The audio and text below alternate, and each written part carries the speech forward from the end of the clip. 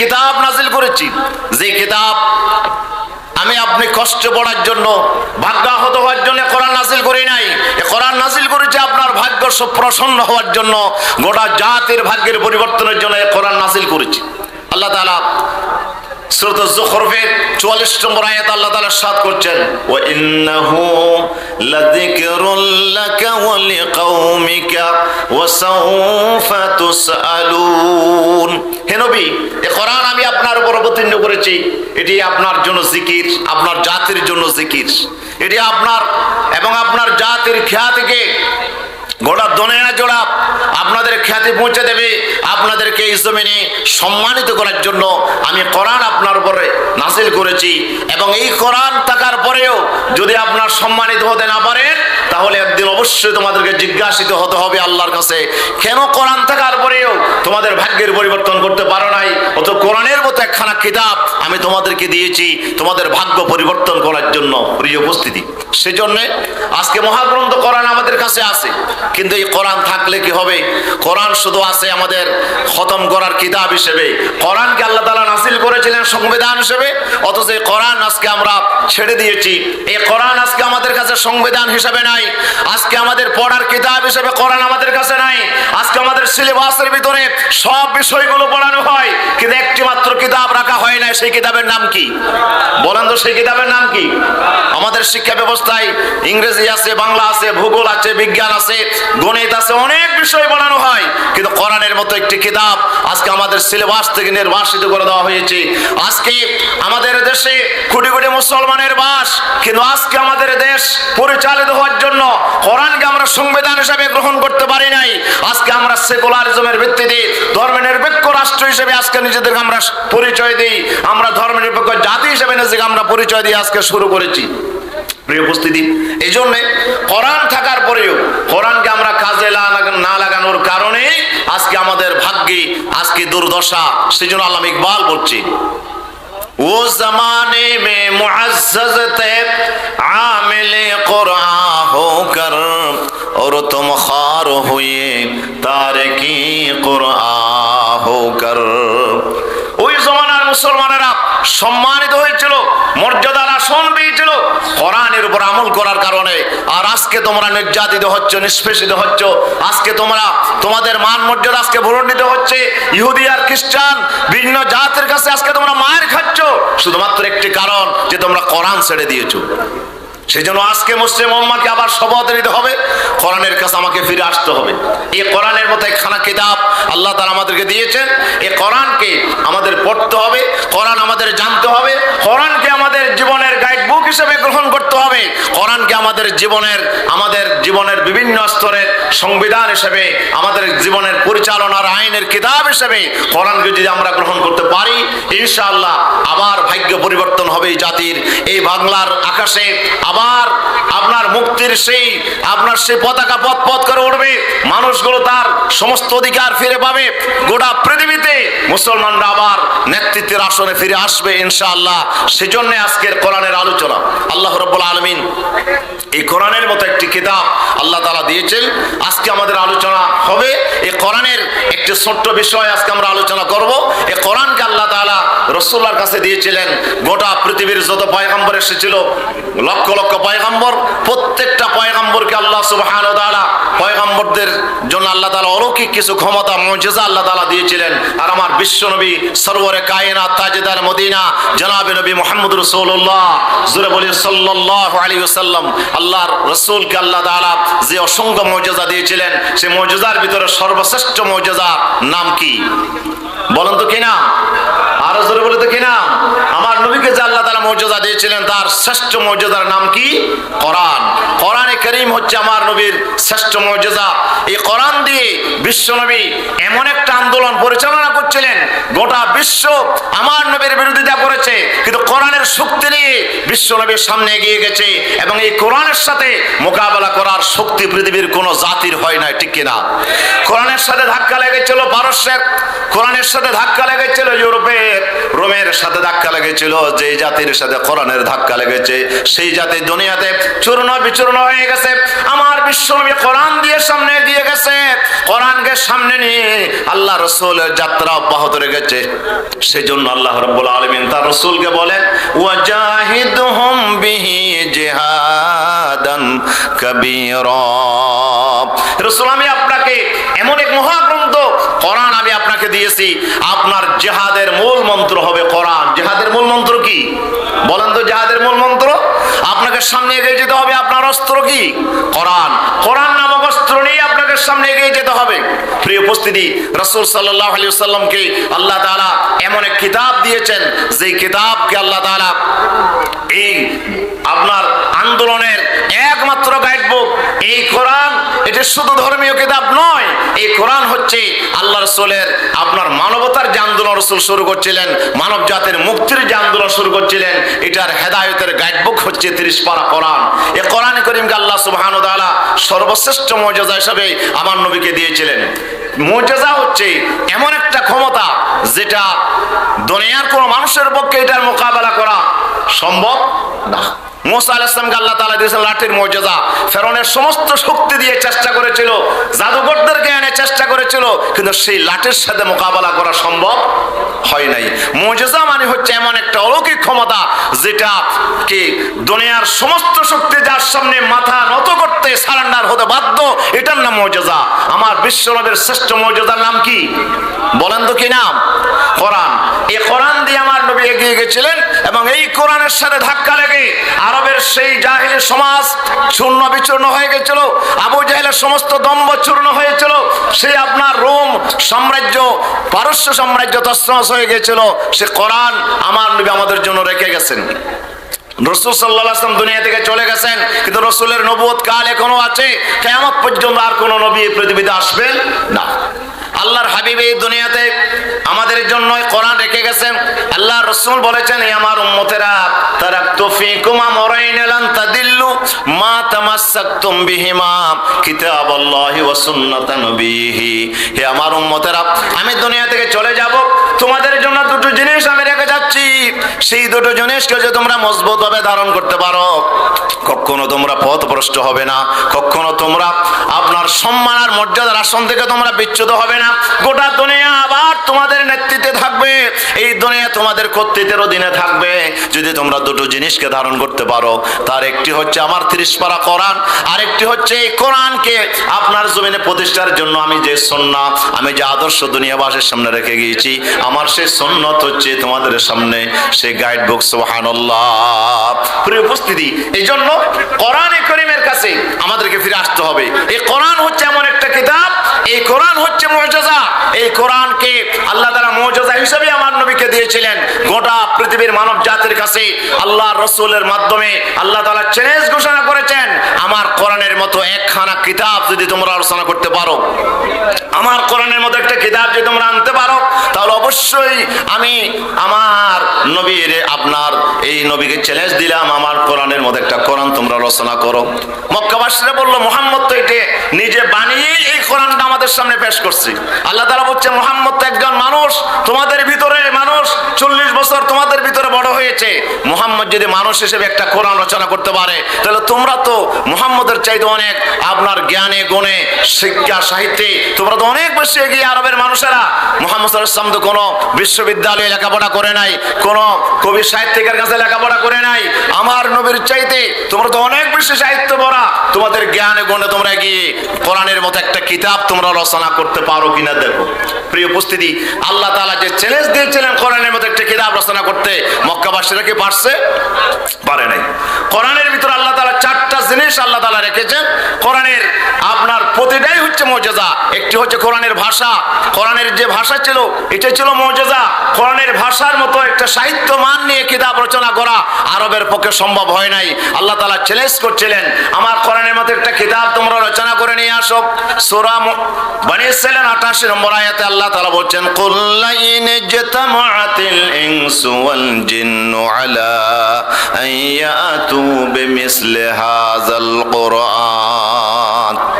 হে নবী বলে দাও, যদি জিন আর ইনসান সারা দুনিয়ার সমগ্র আপনার জ্ঞানী গুণীরা সবাই যদি ঐক্যবদ্ধ হয়ে আমার কোরআনের মতো একটি কিতাব তুমি যদি রচনা করতে পারো, আনো আমার কোরআনের মতো একটি কিতাব রচনা করে। কিন্তু আমি আল্লাহ চ্যালেঞ্জ দিলাম, কিয়ামত পর্যন্ত সময় দিলাম, ওয়ালাউ কানা বা'দুহুম লিবা'দিন যহিরা, একজন অপরজনের সাথে মত বিনিময় করলেও আমার কোরআনের মতো একটা কিতাব তোমাদের পক্ষে রচনা করা সম্ভব হবে না।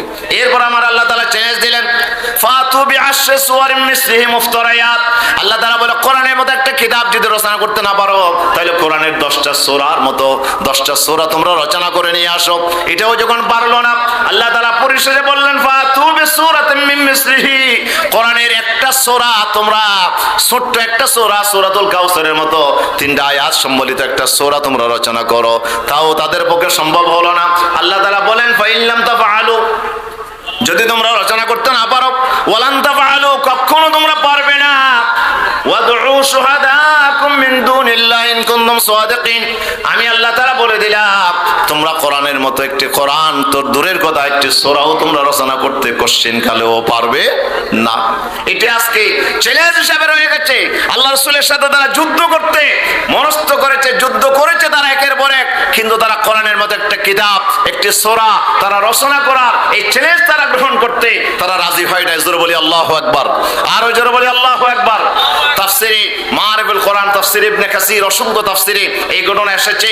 রাসূল সাল্লাল্লাহু আলাইহি ওয়াসাল্লাম যখন আন্দোলন শুরু করলেন, তখন আপনার আকসাম ইবনে সাইফি নামে আরবের একজন বড় একজন ব্যক্তিত্ব, সে তার কওমের সাথে আলোচনা করলো যে আরবে একজন নবীর আবির্ভাব হয়েছে, তোমরা যদি বলো আমি একটু তার সাথে দেখা করব। তারা বললো যে না, আপনি গোত্র প্রধান সর্দার, আপনি লোক পাঠাবেন, প্রতিনিধি পাঠাবেন, আপনি নিজে না গিয়ে 2জন মানুষকে আপনি পাঠান। তখন বাছাই করে 2জনকে পাঠানো হলো। আকসাম ইবনে সাইফি বললেন, সেই নতুন নবীর সাথে তোমরা কথা বলবে এবং 2টা প্রশ্ন তুমি তোমরা তাকে করবে, সে প্রশ্ন দুটোর উত্তর তোমাদেরকে নিয়ে আসার জন্য আমি তোমাকে মক্কায় পাঠাচ্ছি। প্রশ্ন দুটো কি? তারা আল্লাহ নবীর কাছে আসলো, এসে তারা বললো যে আমরা আকসাম বিন সাইফের পক্ষ থেকে আমরা এসেছি, 2টো প্রশ্ন নিয়ে এসেছি মুহাম্মদ সাল্লাল্লাহু আলাইহি ওয়াসাল্লাম। একটি প্রশ্ন হচ্ছে মান আনতা, আরেকটি প্রশ্ন হচ্ছে ওয়ামা আনতা, যে আপনি কে এবং আপনি কি। এই 2টো প্রশ্নের জবাব আমাদেরকে দিতে বলেছেন। রাসূল সাল্লাল্লাহু আলাইহি ওয়াসাল্লাম বললেন, শোনো, আমি হলাম মুহাম্মদ ইবনে আব্দুল্লাহ। মন আনতার জবাব হচ্ছে আমি হলাম আব্দুল্লাহর ছেলে মুহাম্মদ। জোরে বলি সাল্লাল্লাহু আলাইহি ওয়াসাল্লাম। আর ওমা আনতা, যে প্রশ্ন করেছো তুমি কে, তুমি কি, তুমি কি, এটার জবাব হচ্ছে আনা মুহাম্মদ ইবনে আব্দুল্লাহ, আনা আব্দুল্লাহি ওয়া রাসূল। একটি লবণের পানির একটি আস্তরণ সেখানে দেখা যাচ্ছে, এই মানুষটা তো সাগরের মধ্যে মারা গেছে, এটাই বোঝা যায়। তখন তাকে বলা হলো যে এই কথা তো ফেরৌনের লাশের কথা তো কোরআনের মধ্যে আছে। সুবহানাল্লাহ। সে বলে কেমনে কোরআনের মধ্যে আছে? বলে 1500 বছর আগে যে কোরআন নাজিল হয়েছে, এই কোরআনের ভিতরে এই কথা আছে। আল্লাহ সুবহানাহু ওয়া তাআলা বলছেন, এই ফেরাউন, যে আমি তোমার লাশকে আমি আল্লাহ তাআলা অক্ষত রাখবো। আল্লাহ যে ওয়াদা করেছেন কোরআনের ভিতরে যে আমি তোমার লাশকে পচে গলে যেতে দেব না, যে আমি অবশ্যই তোমাকে আমি আল্লাহ তাআলা বাঁচিয়ে রাখবো, আমি আল্লাহ তোমার শরীরকে আমি অক্ষত রাখবো। কোরআনের এই ঘোষণা যখন তার সামনে আনা হলো, সে তো অবাক হয়ে গেল। 1500 বছর আগে মুহাম্মদ কেমনে জানলো যে ওনার হাজার বছর আগে এই ফেরাউন যে মারা গেছে, ফেরাউনের কথা উনি কিভাবে বুঝতে পারলো? অথচ মুহাম্মদের জীবন আমি পড়েছি, উনি তো কারো কাছে লেখাপড়া, কারো কাছে কোনো বিশ্ববিদ্যালয়ে কোনো স্কুল কলেজে লেখাপড়া করে নাই। তাহলে মুহাম্মদ কেমনে জানলো? অবশ্যই এটি মুহাম্মদের কালাম নয়, এটি কালাম কার? মরিস বুখারী পড়ে নিয়েছেন, লা ইলাহা ইল্লাল্লাহু মুহাম্মাদুর রাসূলুল্লাহ। জোরে বলি সাল্লাল্লাহু আলাইহি ওয়াসাল্লাম। প্রিয় উপস্থিতি, এইভাবে হাজার হাজার বিজ্ঞানী, হাজার হাজার আপনার বড় বড় স্কলার আজকে কোরআন পড়ে ওরা মুসলমান হয়ে যাচ্ছে। এই ঘটনা বললে অনেক সময় লাগবে। এরকম অনেক বড় বড় স্কলার আজকে, ডক্টর কিতমোর যেটি আপনার বুরন তত্ত্ব আবিষ্কার করেছে, উনি তো কোরআনের যে আপনার সূরা আলকের মধ্যে আল্লাহ যে কোরআনে মানব শিশুর যে বুরন তত্ত্বের কথা আল্লাহ তাআলা বলছেন, মিন আলক, আল্লাহ বলছে আমি যোগাকৃতির একটা রক্তপিণ্ড থেকে খলাকাল ইনসানা মিন আলক, আমি মানুষকে সৃষ্টি করেছি। আল্লাহু আকবার। মুহাম্মদের পক্ষে এটা জানা কেমনে সম্ভব হলো? আল্লাহ রাব্বুল আলামিন কোরআনের ভিতরে এমন কোনো বিষয় বাদ রাখে নাই যে বিষয়ে আল্লাহ তাআলা আলোচনা করে নাই। এই কোরআনের মধ্যে সায়েন্স আছে, এই কোরআনের মধ্যে আপনার পদার্থ বিজ্ঞান আছে, এখানে আপনার রসায়ন আছে, এখানে আপনার ফিজিক্স আছে, এখানে বায়োলজি আছে, এখানে আপনার পৃথিবীর যত জ্ঞানের বিজ্ঞানের যত শাখা প্রশাখা আছে, সব শাখা প্রশাখার বর্ণনা আল্লাহর কোরআনের ভিতর আছে না নাই? মহাকাশের ভিতর ব্যাপারে আলোচনা আছে, প্রাণী বিজ্ঞানের ব্যাপারে আলোচনা আছে, এখানে রাত আর দিনের ব্যাপারে আলোচনা আছে, এখানে মানুষের সৃষ্টি সম্পর্কে আলোচনা আছে, অতীত জাতির ইতিহাস সম্পর্কে আলোচনা আছে। এখানে এত জ্ঞান আর বিজ্ঞানের মহাসমাহার আল্লাহ তাআলা কোরআনের মধ্যে করেছেন। এটা দুনিয়ার কোনো মানুষের পক্ষে এত জ্ঞান অর্জন করা কখনো সম্ভব নয়। এই কোরআন সাক্ষী দিচ্ছি, কোরআন কালাম কার? বলেন না এই কালাম কার? এই কোরআন হচ্ছে আমার আল্লাহ তাআলার কালাম। তাহলে কোরআনের 2 নাম্বার আপনার শ্রেষ্ঠত্বের দিক হচ্ছে কোরআনের যে বক্তব্য, কোরআনের যে কথা, কোরআনের যে বর্ণনা, এরকম আপনার জ্ঞান বিজ্ঞানে ভরা কোনো কথা দুনিয়ার কোনো মানুষের পক্ষে বলা সম্ভব না। কিছুদিন আগে টরেন্টোর একজন বিজ্ঞানী নাবিক, উনি কলমা পড়ে মুসলমান হয়ে গেছেন। সে নাবিক আপনার সূরা বনে আপনার কোরআন মজিদের এই সূরাতুন নূরের আয়াত পর্যন্ত যখন পড়লেন, আও কাযুলুমাতিন ফি বাহরিল লুজ্জি ইয়াগশাহু মাওজুম মিন ফাওকিহি মাওজ মিন ফাওকিহি সাহাব যুলুমাতুম বা'দুহা ফাওকা বা'দিন। আল্লাহ রাব্বুল আলামিন বলছেন, এমন অন্ধকার সমুদ্রে যখন সাইক্লোন হয়, যখন ভূমি আপনার ঘূর্ণিঝড় হয়, এমন অন্ধকার নেমে আসে, বিশাল বিশাল আপনার ঢেউর পর ঢেউ আশ্রে পড়ে। সেই ঢেউর তলদেশে কোনো আপনার সাম্পান যদি অ্যাক্সিডেন্ট হয়ে যায়, কোনো মানুষ যদি অ্যাক্সিডেন্ট হয়ে যায়, সমুদ্রের তলদেশে যখন পৌঁছে যায়, অন্ধকারের পর অন্ধকার। আল্লাহ বলে যুলুমাতুন বা'দুহা ফাওকা বা'দ, এক অন্ধকারের পর আরেক অন্ধকার। একদিকে গভীর তলদেশের অন্ধকার, আরেকদিকে আপনার সমুদ্রের অন্ধকার, আরেকদিকে ঢেউর অন্ধকার, আরেকদিকে মেঘমালার অন্ধকার।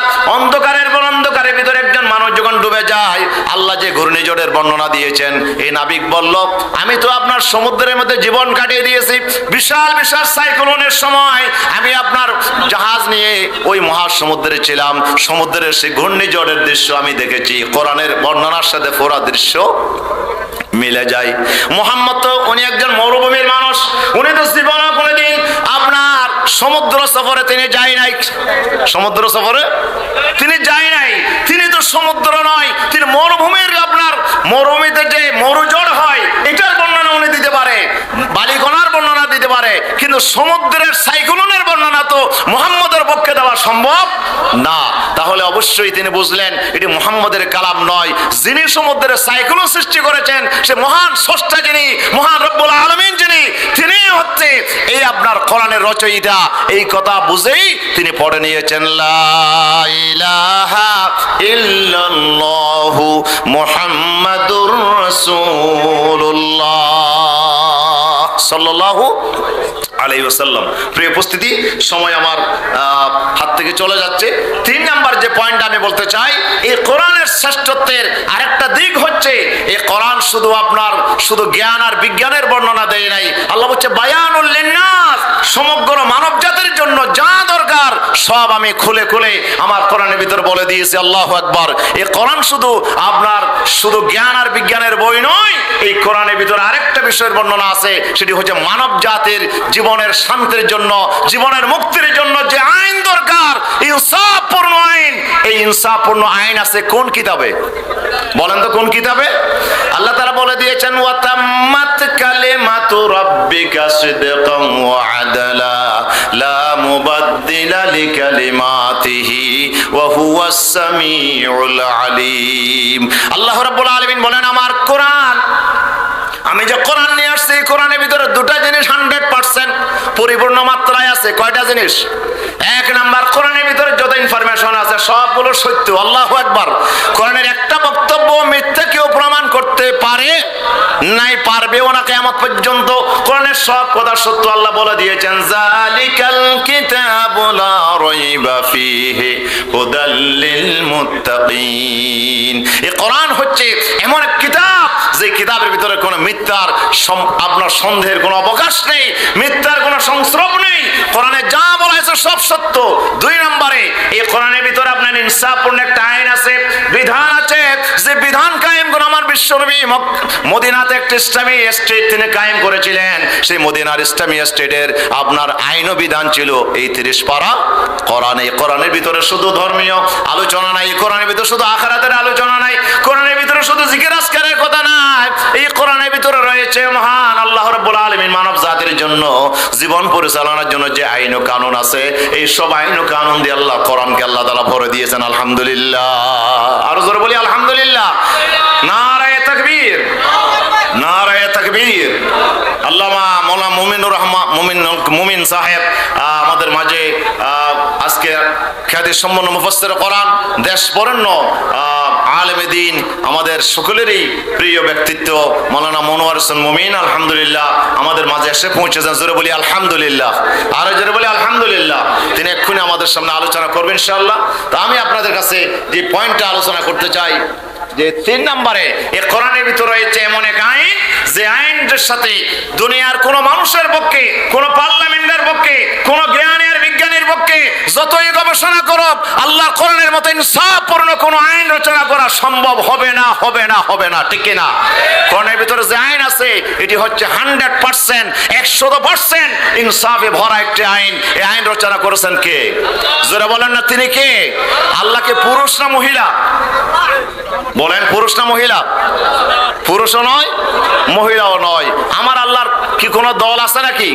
আমার আল্লাহ উনি হচ্ছেন, আমরা হয়তো দলের ঊর্ধ্বে নয়, আমরা হয়তো কেউ পুরুষ, কেউ হয়তো মহিলা, কেউ ব্যবসায়ী, কেউ শ্রমিক, কেউ আপনার ডাক্তার, কেউ পেশাজীবী, অনেক পরিচয় আমাদের আছে, কিন্তু আমার আল্লাহর এরকম কোনো পরিচয় নাই। আমার আল্লাহ হলেন নিরপেক্ষ, আমার আল্লাহ হলেন সবার জন্য। আমার আল্লাহ যখন আইন রচনা করে তখন সেটি কোনো গোষ্ঠীর জন্য, কোনো পক্ষের জন্য সেটি আপনার বেইনসাফি হয় না, সেখানে জুলুম থাকে না, অন্যায় থাকে না। আমার আল্লাহর পক্ষে একমাত্র মানব জাতির জন্য ইনসাফপূর্ণ আইন রচনা করা সম্ভব। আর সে আইন রচনা করে আমার আল্লাহ তাআলা কিতাব নাজিল করেছেন, সেই কিতাবের নাম কি?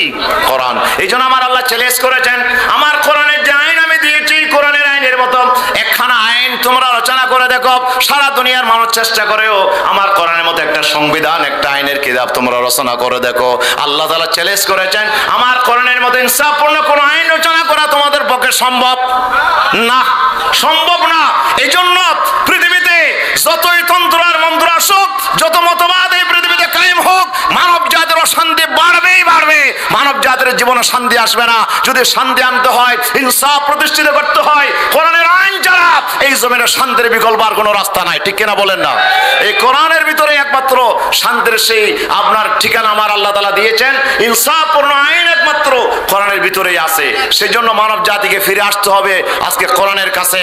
আপনি যত মন্ত্র, যত তন্ত্র, আপনি যত জ্ঞান গবেষণা মানব জাতির কাছে আছে, কোনো কিছু দিয়ে মানব জাতির জীবনে শান্তি আসবে না। আজকে আমাদের বাংলাদেশে আমরা মনে করছিলাম এই বাংলাদেশে আপনার শুধু ব্রিটিশেরা আছে বলেই আমরা শান্তি পাচ্ছি না। ব্রিটিশের বিরুদ্ধে আমরা আন্দোলন করেছি 200 বছর, আমরা গোলামের জিঞ্জির ছিঁড়ে আমরা শৃঙ্খল থেকে মুক্ত হয়ে 47 আমরা স্বাধীনতা লাভ করছিলাম, ঠিক কিনা? এরপর আমরা চিন্তা করলাম যে না, ব্রিটিশরা চলে গেছে কিন্তু পাকিস্তানিরা আছে, এই ভূত তাড়াতে না পারলে জীবনে শান্তি আসবে না।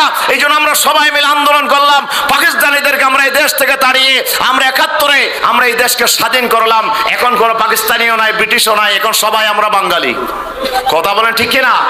আর এই বাংলাদেশে আজকে বাংলাদেশ স্বাধীন হয়েছে, আজকে 50 বছর পার হয়ে গেছে, কিন্তু এই বাংলাদেশে এখনো কি আমরা শান্তি পেয়েছি?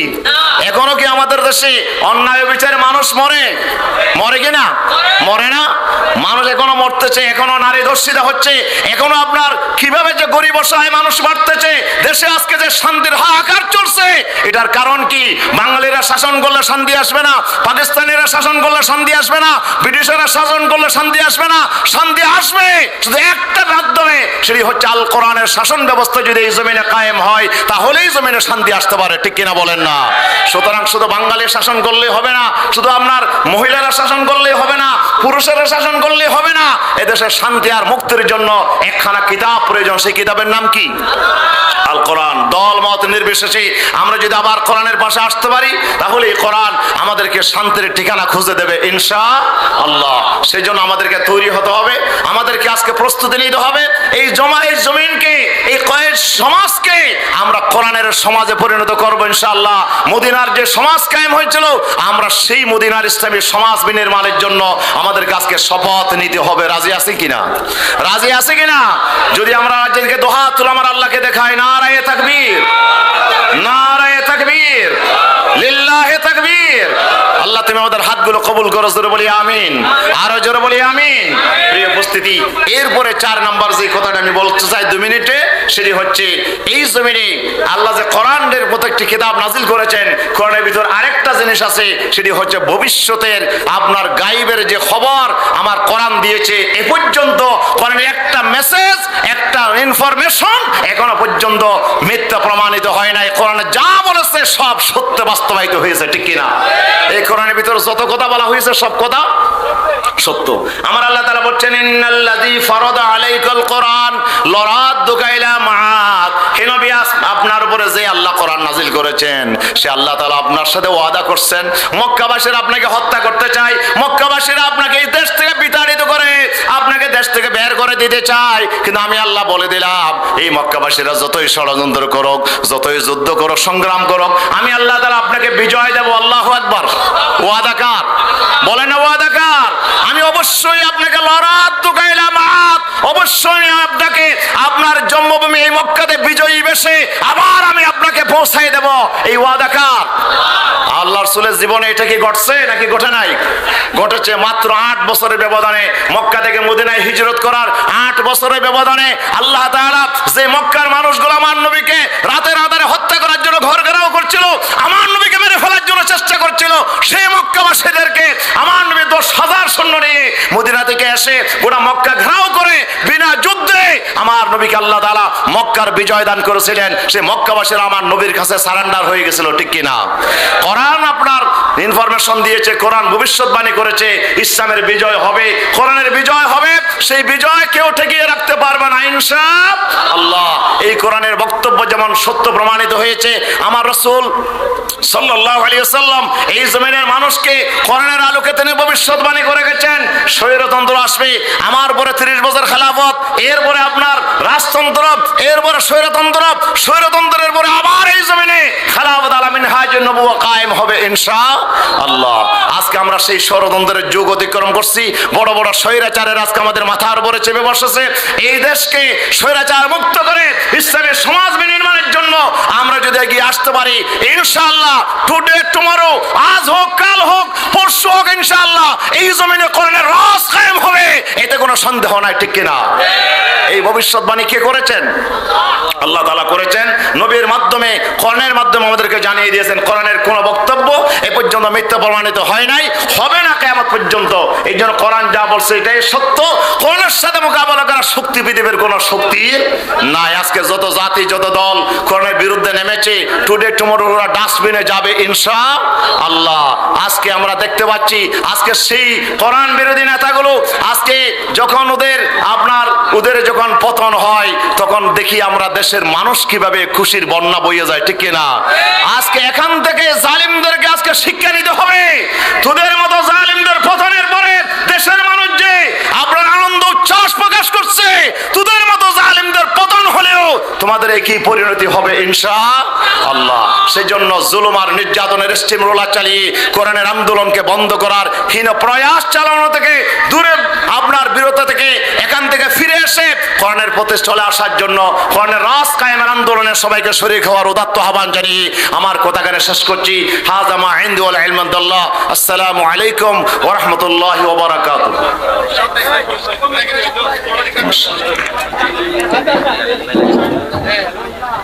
সম্মানিত তাওহীদ জনতা, এতক্ষণ পর্যন্ত